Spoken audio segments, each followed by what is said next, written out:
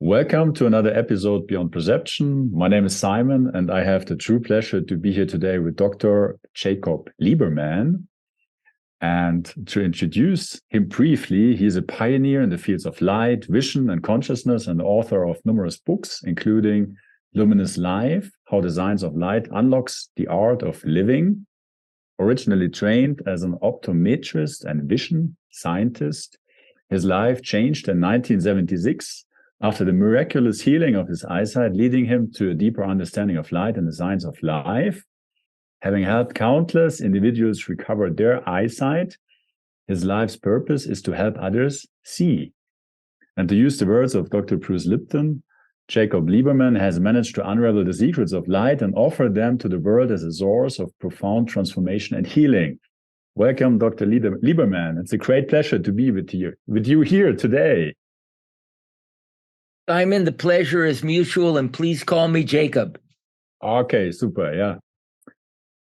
Yeah, I would love to speak about your last book, Luminous Life, and also the philosophy for life you present. But before we hopefully or possibly do that, I would love to just hear and also share with our audience what led you to being that interested in the nature of life, light, and its connection to vision and consciousness. You know, each of us is sort of like a different kind of a tree that has a certain nature and a certain purpose. Some trees are very tall and thin. Some are shorter and very broad. Some sway very easily, like palm trees. Some do not bend very much. Some give flowers or fruit. Some have thorns. You cannot get too close to them. And some of them give great shade or provide wood. So each of us has a nature. And with that nature comes a purpose for being. In other words, what is our contribution to this grand scheme that we call life? For me, the journey of life is about uncovering my purpose for being and recognizing what kind of tree I am. Not what the mind says I should be or could be, or what the world expects of me, but essentially, what is my essence? Or the question that the ancients would ask is, who am I? And so when you say, how did I get interested in this? I did not get interested in this. This was interested in me. This was whatever my life's journey was laid out to be. And then life provided me little bits of experience that allowed me to see the path that I was on. My schooling was all for the wrong reasons. But now I realize that even the wrong reasons get you to the right place. When I say the wrong reasons, as a child, I didn't read much. I didn't enjoy reading. And yet in school, they said, oh, you have to read in order to learn. And so because I wasn't an avid reader, I thought something was wrong with me. I thought I was stupid. And even though I worked very hard, it was very difficult to succeed in the way I thought I was supposed to. So I didn't have much security in my own sense of being, if you will. And so I decided to try to become a doctor because in my mind, oh, you can't be stupid if you're a doctor. So I did that. And when one doctorate wasn't enough, I earned a second one. And after I realized that I did this for the wrong reasons, then they gave me a third one. So the point I'm sharing is that I'm just an ordinary person, just like you and everyone else that's listening today. And the journey of life has humbled me because there's a mystery that's unknown to us. And occasionally we get a little glimpse.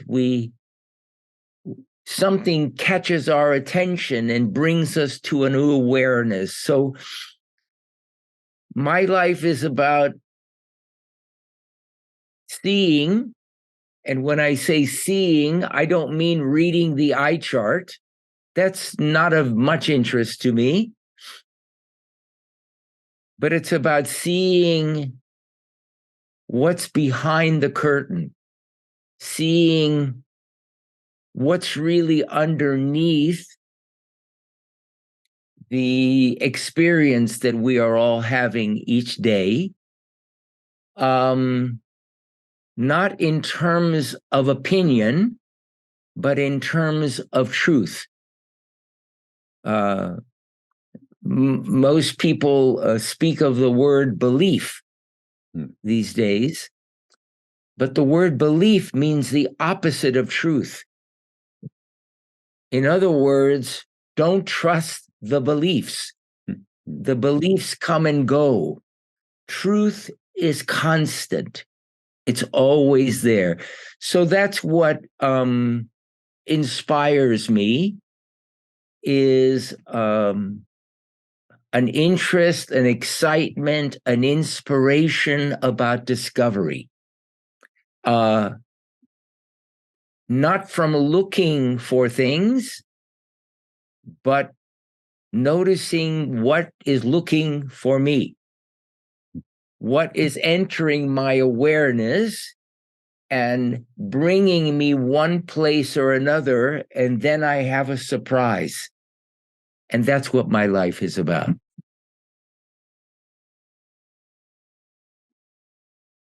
And if, you have this vast experience of, I think it's clinical research, but also your personal experience. And you deeply studied the nature of light and how, when you're now looking back on your discoveries and your experience, what is the essence of uncovering truth and waking up from belief?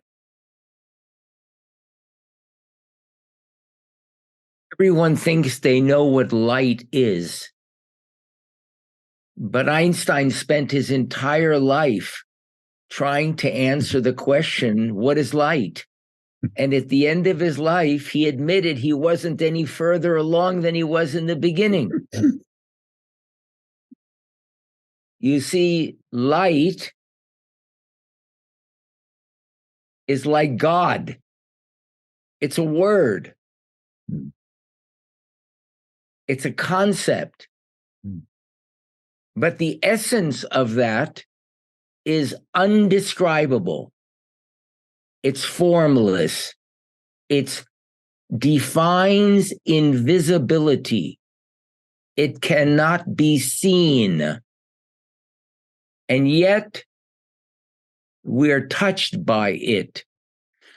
So, if you look at things from a religious perspective, they say that the source of creation, what we call God, they say God is light. If you look at a spiritual writings, they compare consciousness, which is another word for creation, also as light. And when physicists look at the nature of reality, what's underneath everything that is perceptible and touchable and smellable and seeable is something that is not touchable, not smellable, not seeable. It's an energy called light. The nature of the universe is vibration. Vibration is the language of life. It's the language of the universe. We've been led to believe that my words are communicating a message to your ears, and then your words communicate a message to my ears, and we process this in the mind, and then we say, oh, I know what they're saying.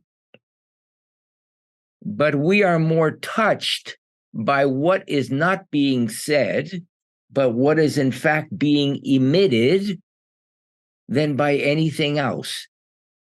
So the expression in America is actions speak louder than words.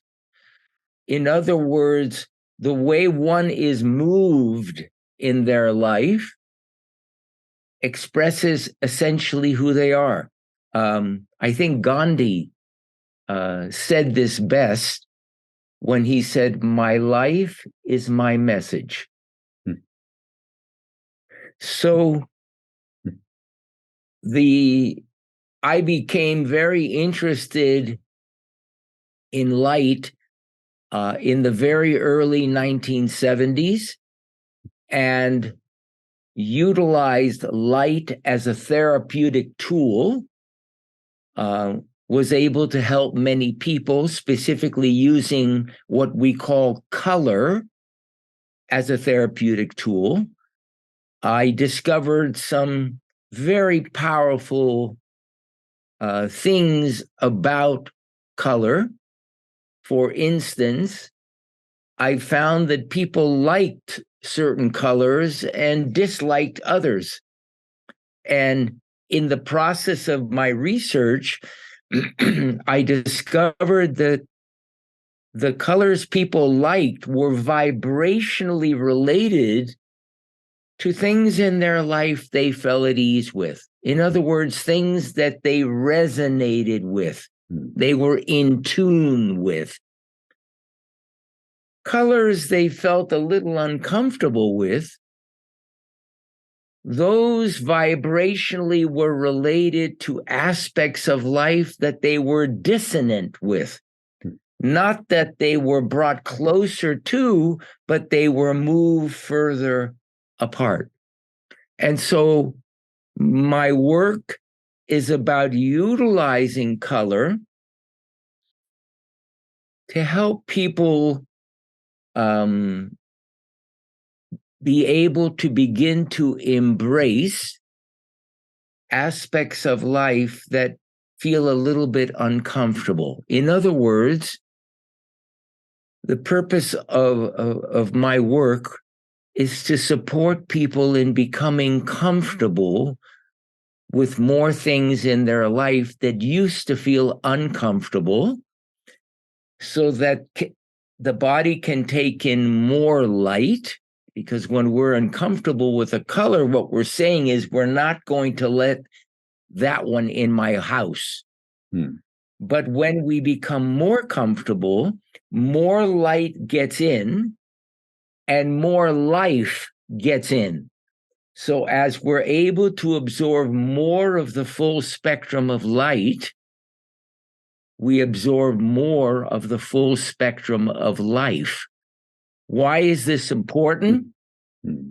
Because we all are searching for the same thing: health and contentment. And every function of the body is light dependent.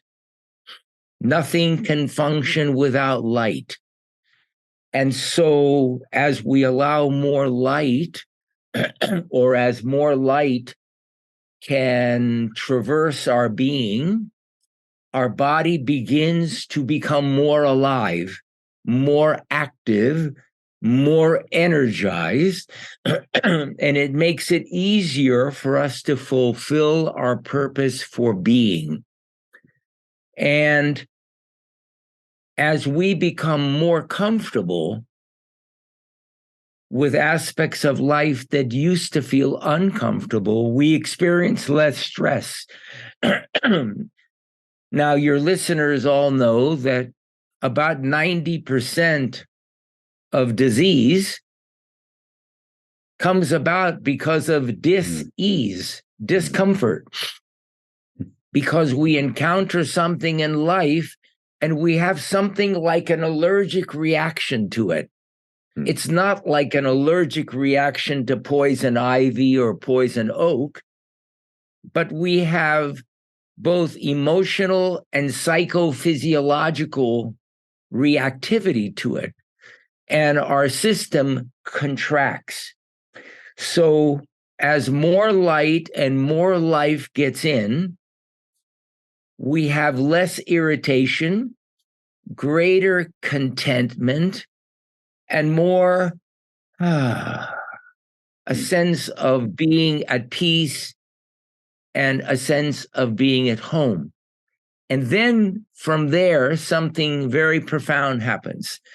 When I was working with light as a doctor, and even afterwards, I used to say we use the light, to see truth.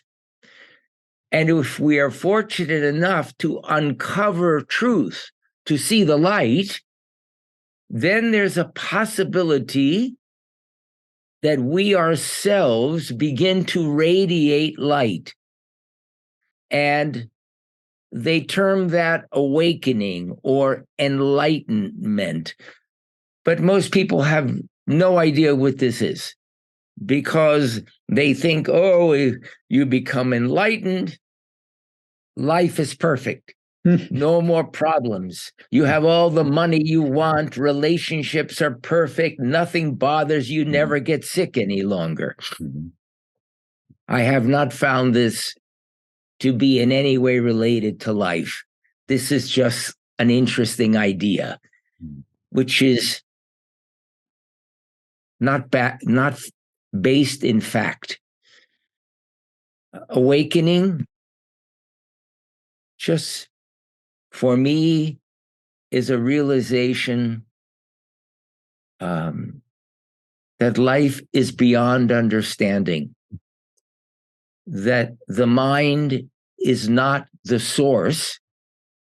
The mind is just internal activity that has to do with the conditioning that each of us has undergone and how we compensate for that conditioning. See, we were led to believe that the mind is actually my mind. And so if we think of the mind as my mind, then it is me, because we were told that animals and plants, they didn't have this ability to think. But we had this, so we were more evolved. But the word thinking means, when I say I think, it doesn't mean I know. It means I don't know. I think means I don't know. And if you look at how often the mind is actually accurate, you discover something fascinating. It's almost never accurate. And yet we rely our whole life on it. So what does it mean to see the light? Everyone that's listening today is aware when the mind is thinking. They see it, they hear it. And I think the first thing we should recognize is when we think of thinking, we think of a very high level highly evolved activity. But everyone knows that most thinking is just worrying. It's just what occurs because we were all led to believe you could live life, and if you did it correctly, then you would have safety, you would have security, and you would have predictability. But the reason we say everything is always changing is because there is no safety, there is no security, and there is no predictability in life. So most of us are living according to an idea, a belief, but is not truth.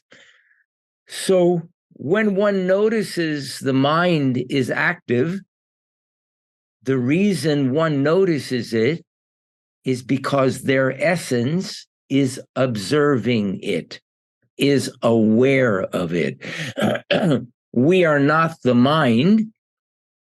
We are that which notices mind, mental activity, as well as physical activity, as well as things going on outside of ourselves. That is the source of the seeing. That is the answer to the question, who am I? And when one has the direct experience of that revelation, they become silent because they realize their words don't have much value, but when what is coming through is not coming through from them, but through them, then the message, the message is from the animating intelligence of life. And that is the way we can have maybe some impact in the world. So today we're having a conversation, and if many people or whoever is listening, they would say, oh, Simon asked Jacob a question and Jacob is responding. But the question came to you, not from you. And the answer is coming through me, not from me either. So this is part of the mystery. And what I'm suggesting is not New Age rhetoric, it's scientific fact. None of us are aware of what is being said. It comes from the unconscious. It's not unconscious because we're unaware of it. It's unconscious because we're not supposed to be aware of it. We're not supposed to try to mess with it. So there's an amazing mystery in life. And when you are touched by it, you begin to see life through the eyes of a child once again, a freshness, a newness, and so on. So that's a long answer to a question I don't even remember.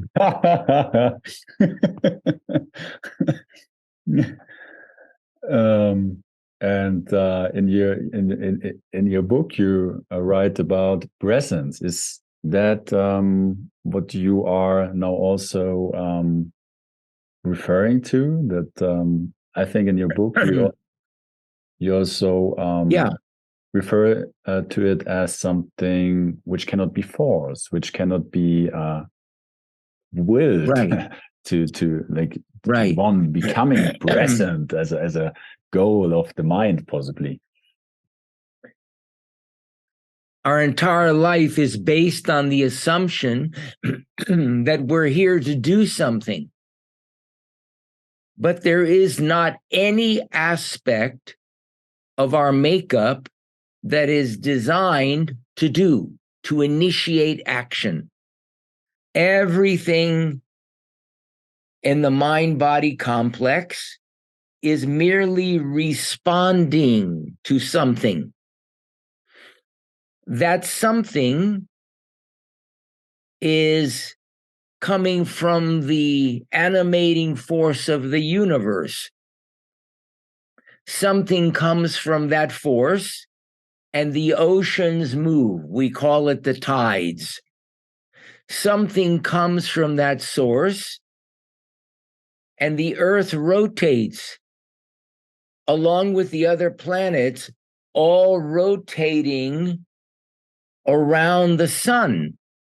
And we call this the solar system, which means that the solar system is of or derived from light. In essence, the earth, the trees, all living things are just literally materialized light, or at least light that appears material to the eyes of human beings. So when you speak of presence, presence is everything. Presence is not an activity that happens when someone says you need to be more present. Presence includes every instance of every instance of every instance. It includes everything. It includes this conversation. It includes everything that's on your computer other than the Zoom, all the little things on the screen. It includes the trees that are outside the window and the birds that just flew out there. Even though I'm not looking at them, they have found their way into my awareness. Presence includes everything, including the moments that we think that we are not present. Even those moments are presence. Presence is not an action. It is an invitation to come into resonance with life. What do I mean by that?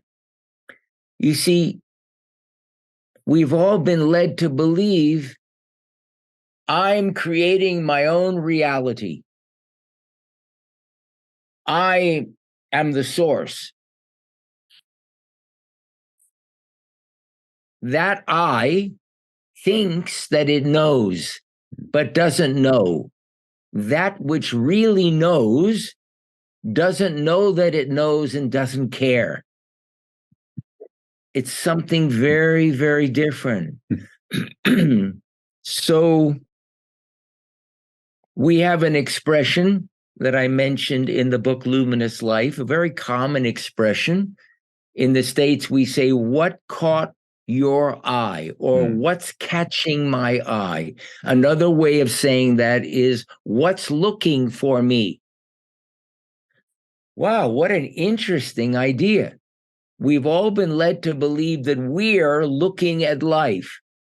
So when we talk about the environment and things that are happening in the environment, we are looking at the environment, but we have forgotten that we are the environment. We're not viewing it, we are it along with everything else. So in actuality, life is guiding every step of our existence. Every step of our existence. And that guidance is continually guiding the activity of every cell of the body. Not only does the body live on light, but the body internally communicates with light. Every second, every cell gives off more than 100,000 photons of light. That light is the communication system of our physiology. They're sending signals of light. And if the light is bright and structured, in other words, organized, the meaning of that signal or the result of that signal is called health. But if that light is disorganized because it is a reflection of us, then that is a reflection of dis-ease, dysfunction, something less than optimal. So this subject of light is very profound because there's no way of escaping it. It isn't that we are here and the sun is there. Every microsecond of every second of every day, 24 hours a day, our body is being guided by signals of light that are imperceptible to the conscious being.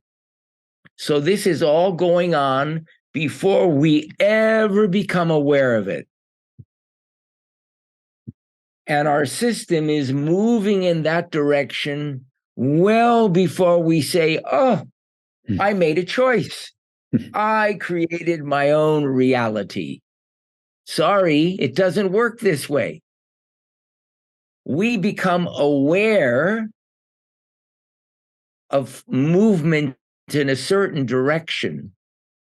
And then we say, look what I came up with. Look what I thought of. Look what I created. We are not the creators. We become aware of the guidance, which is guiding us to bring something forth into the world.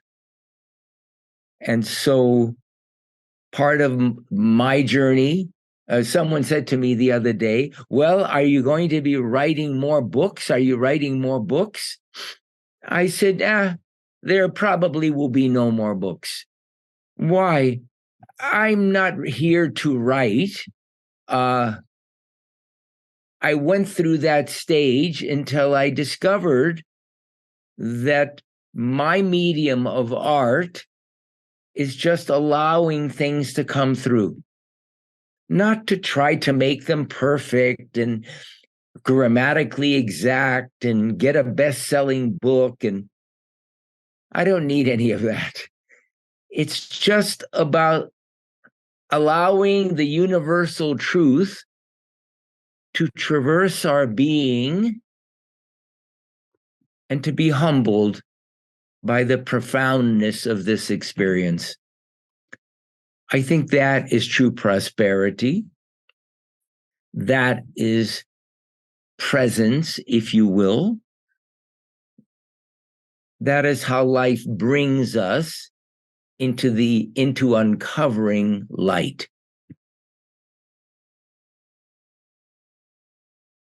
So then my question, how to become more present, is really a pointless question from one perspective, because right, unfolds. It unfolds, in biology and in life, timing is everything. Now, human beings, we run our life according to a clock, a watch, what's on my cell phone. And we're either on time, or we're early, or we're running behind. How did we come up with the concept of time? Did time exist before we developed the watch? We have maybe 100 trillion cells in the body. All of them have a wristwatch. And they had that before we even came into being. And that wristwatch basically instructs the cell of what time of the day is it? What time of the night is it? Am I in Maui, Hawaii? Am I in Mexico? Am I in Frankfurt? Or am I just outside of Zurich? Where am I? Because timing is everything. Every physiological function is based on timing. Timing. Each of those 100 trillion little watches are connected to a big grandfather clock. The grandfather clock is located in a part of the brain called the hypothalamus. The hypothalamus we call the brain's brain. It's the chairman of the board. It controls the autonomic nervous system. It controls the endocrine system. It is the major collecting station for all the emotional happenings of our life. And it contains the body's primary biological clock. The clock that determines when everything happens and to what degree. It's the clock that causes you to feel in sync or out of sync when you're jet lagged. And every watch from all the trillions of cells are connected and guided by that grandfather clock. And that is the timing of everything. So what does this have to do with your question? The idea of trying to be more present is sort of pointless.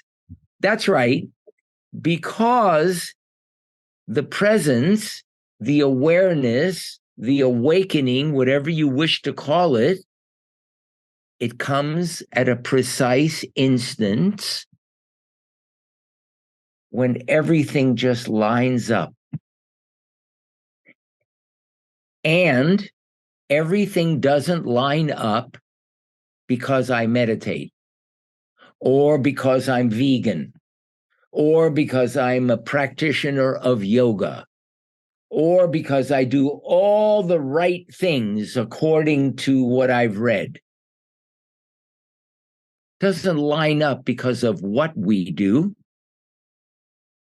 It lines up when all the doing, for reasons we may not understand, just cease. Even if they cease for a microsecond, everything lines up.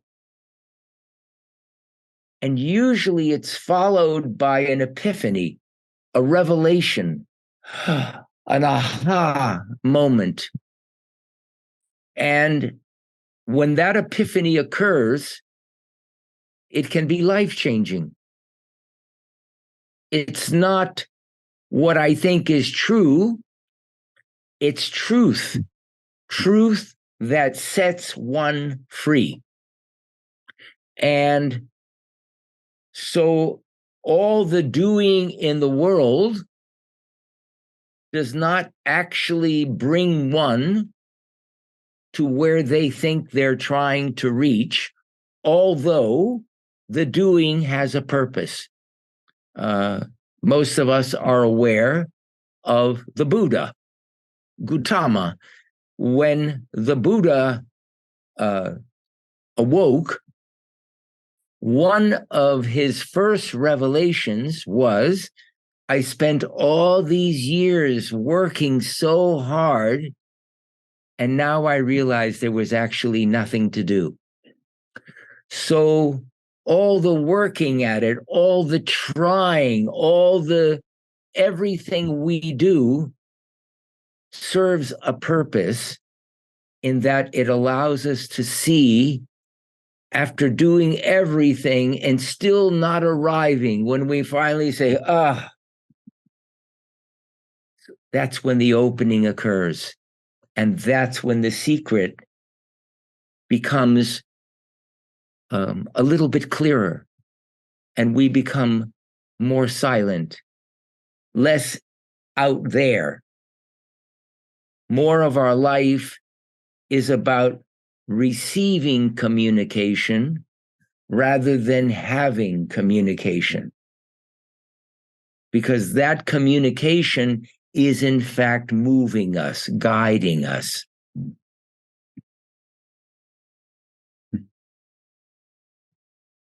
No, I know this very well. I thought I have to achieve or find a solution to this life, and was on a continuous quest for modalities and teachings, etc. And then I encountered the teachings of Ramana Maharaji. I think you also quote him in your book. Sure. And he had a phrase or a saying, I don't recall it exactly, but something along the lines that there is no creation, there's no destruction, and there's no free will. And that's the final truth. And that was very difficult for my mind to absorb, because I thought when I make the right choices, then I will find the way to freedom. Right. I remember in 1984, I did an evening presentation, and the title of it was The High Price of Free Will. And it had to do with the fact that everybody says, well, we have free will. And I always ask, well, how do you know this? How do you know this? And even more importantly than how do you know this, do you know anyone that has ever lived that actually was able to run their life with their free will? Do you think Jesus did it? If so, why did he have so many problems? Ramana Maharaji died of cancer. Most everyone that we say, they were awoken, they had that premier consciousness, they all share the same thing: hard times. Hard times. Because they all also did the same thing that you and I and everyone that is listening today is also involved in. We have been conditioned to believe that we have to make it happen. That's why parents and people always say, well, what are you going to be when you grow up? You're grown up from the time you come in. You're fully there. The only difference is that when an infant comes in, an infant doesn't know it's an infant. An infant doesn't know whether it's male, female, or some combination in between. It doesn't know whether skin is white or dark or some color in between. It doesn't know, oh, am I Christian? Am I Buddhist? Am I Jewish? These things don't exist because they're not inherent with our makeup. They are part of the persona. Persona. I remember when I was a young man, and someone wanted to introduce me to a girl I might like. They said, oh, she has a wonderful personality. Personality comes from the word persona. Persona is the mask that the actor puts on to give the impression that they are a certain individual that they are actually not. That's the persona.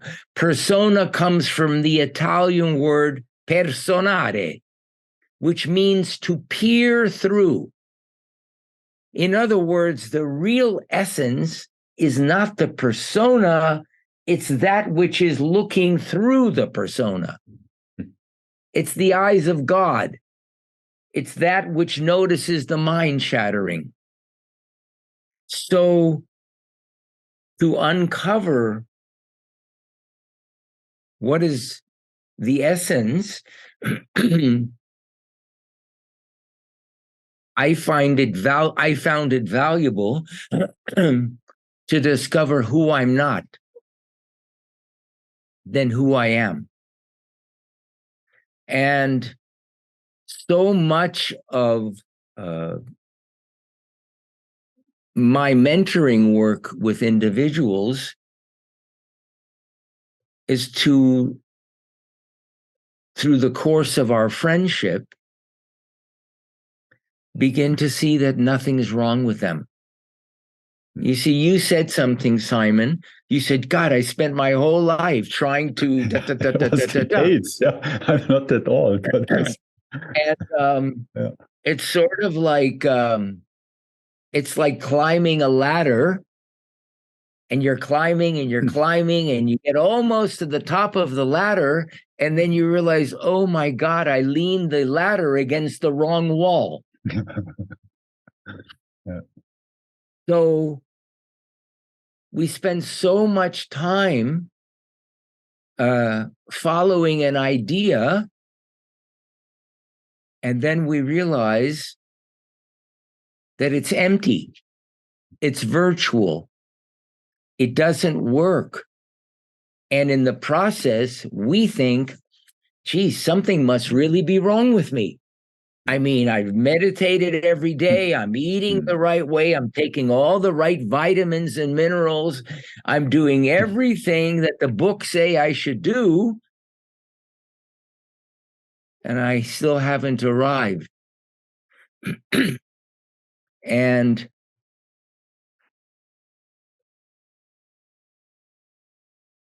it's a point of inflection where we recognize something.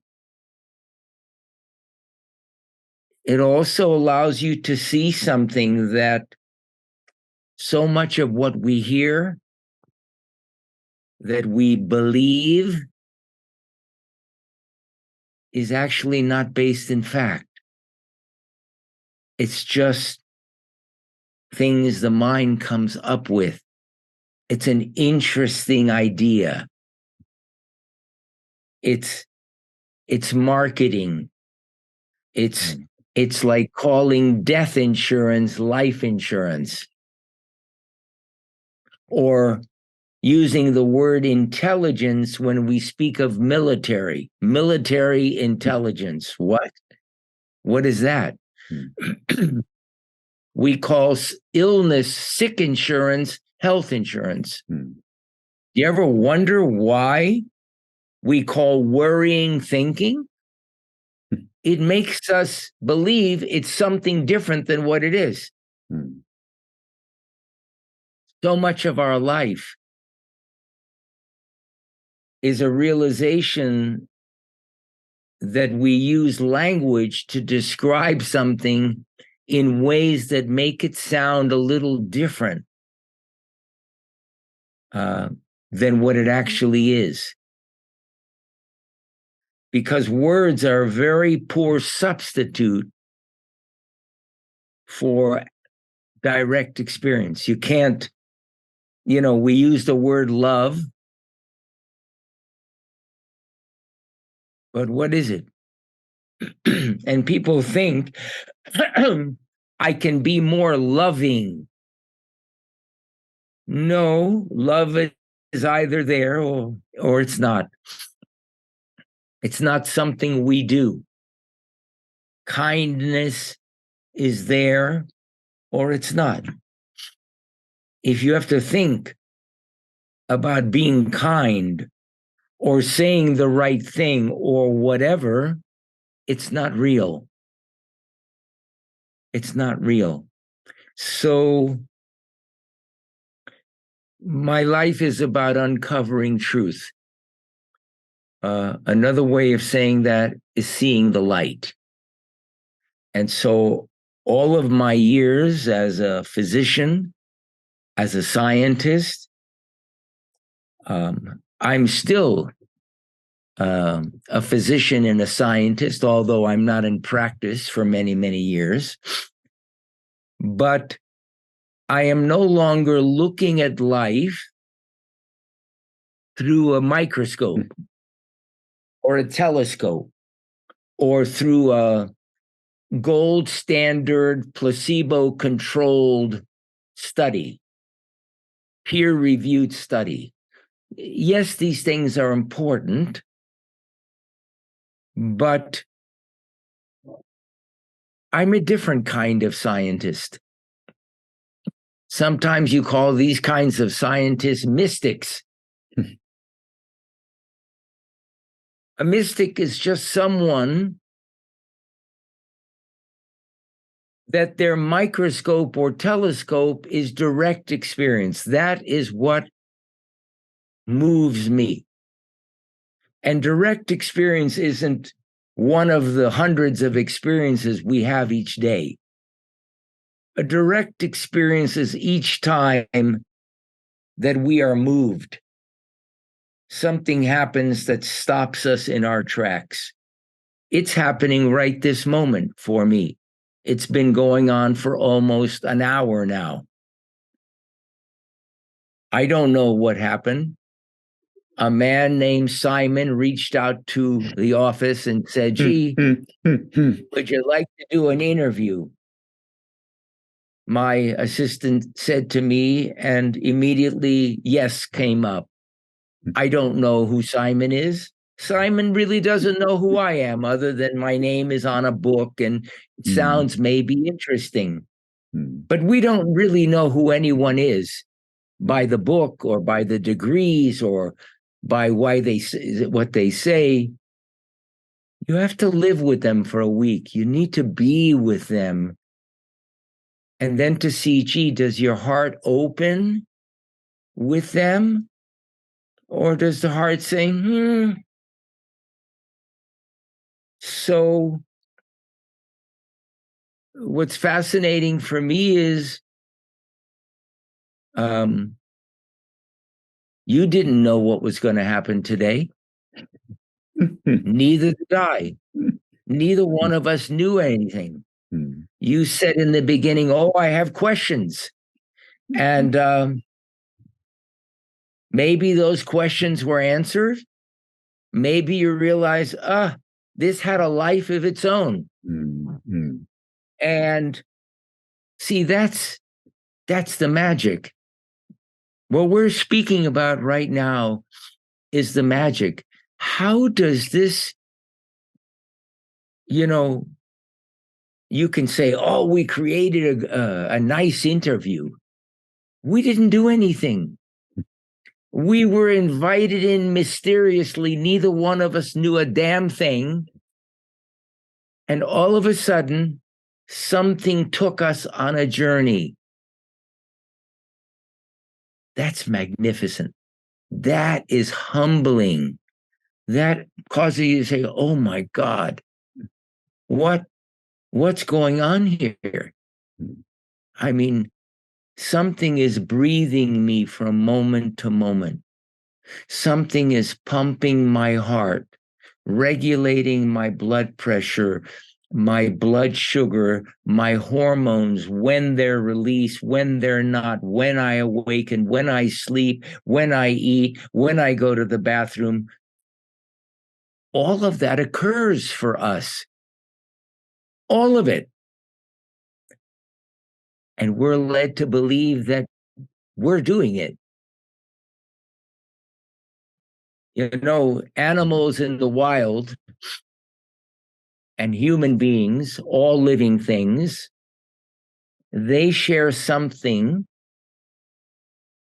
that's common to all living things. It's very, very simple. It's a tuning fork inside of our essence. And whenever we encounter anything else and the tuning fork resonates, regardless of what we want or don't want or anything else, we find ourselves being moved closer to this other being. And pretty soon we forget that I am Simon, you are Jacob, I am. We forget all of this. We forget our troubles. We forget any aches and pains in the body. We forget all the things we were worried about. And we feel lifted into a level of life that does not include problems or solutions. For that period of time, everything just is. Or we connect with something and something seems to push us apart. Not because we want to go anywhere, it just pushes us apart. Now, when that occurs with an animal and it feels resonance, it just stays right there. But when it feels dissonance, it takes off. Something runs it as fast as it can away. It doesn't say, how did I create this reality? It doesn't say, am I in denial? It doesn't say, I need to do some work on myself. I need to, because if it did that, it would be eaten. That sense that is common to all living things is called common sense. It's common to all living things. The mind is an archive of the conditioning of humanity throughout time in our particular lineage, and an archive of the internal compensations, the persona that comes into play so we can feel safe. And the reason we want to feel safe is because our nature is not normal. And what is normal is not our nature. So we're continually trying to make an adjustment to fit in to something that doesn't fit. So the tuning fork, the common sense, once we recognize that there is that part that brings us together or moves us apart, not because something is right or something is wrong, just because that's the intelligence of life. Once we realize that, the mind no longer has a job.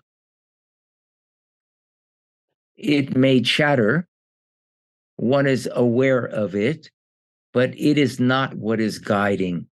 It is just background noise. And after a while, it seems to chatter less and less and less and become softer and softer and softer. What more? Yeah, I think that's also what you wrote in your book. We are designed to function with very little effort.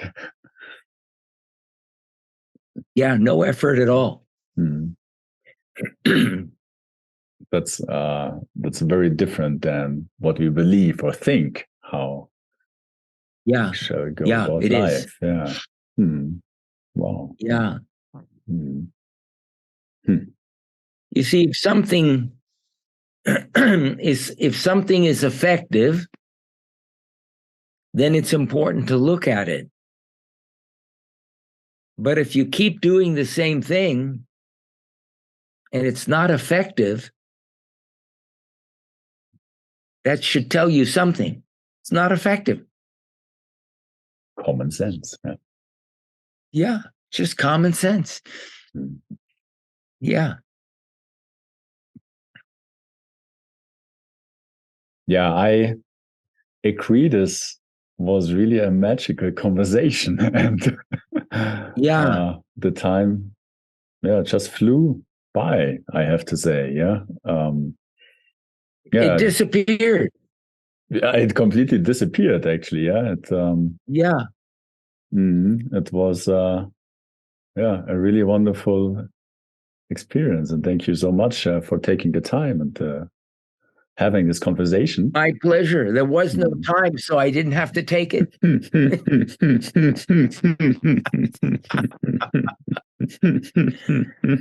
Yeah. Yeah, for everyone who is listening. It was a pleasure, and yeah. Oh, I just wanted to say that whoever is listening now to this conversation, I will of course add the link to your webpage and the books you have written also to the show notes of this episode, so that everybody who's curious to dive deeper into your discoveries can do so and has the resources. Is there anything else, Jacob, you want to share, or a last word from your side? Yeah, whatever came through today is all there is. My work in the world is not about selling things. It's about having enriching, nourishing conversation that really matters, that really moves us. So thank you so much for inviting me. And please send me a link so we can share it with people that like to follow my work and would probably find it very interesting as well, and also be introduced to you. Oh, I surely will. Again, it's really a pleasure. It's an honor to have had this conversation with you. Thank you again for your presence. And thank you again for yours, and we'll do this again in the future. Yeah, I'm totally up for it. Yeah, that good. So I think I can say this already. Happy New Year. Yeah. Thank you, and the same to you, and have a wonderful time where you are right now. Yeah. And then whenever you get back, you'll be bringing new things with you, and life will continue in a wonderful way. It will. Yeah, it has been so far, and so thank you again, and also for everybody who's watching and listening to this conversation now. Thank you for taking the time to tune in, and I hope this conversation led to more clarity, vision, and I wish you all the best, and see you soon. And I wish you the best as well, and all those people that joined us today. Thank you so much. We were able to experience this together, and I think that's what the world needs now. More together.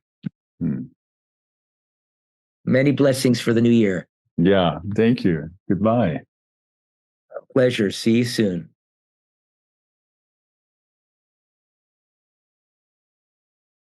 What's my potential? What's really inside me? Is it possible to be joyful and to express who I truly am? Do I have unique gifts and talents? And if I do, how do I find them?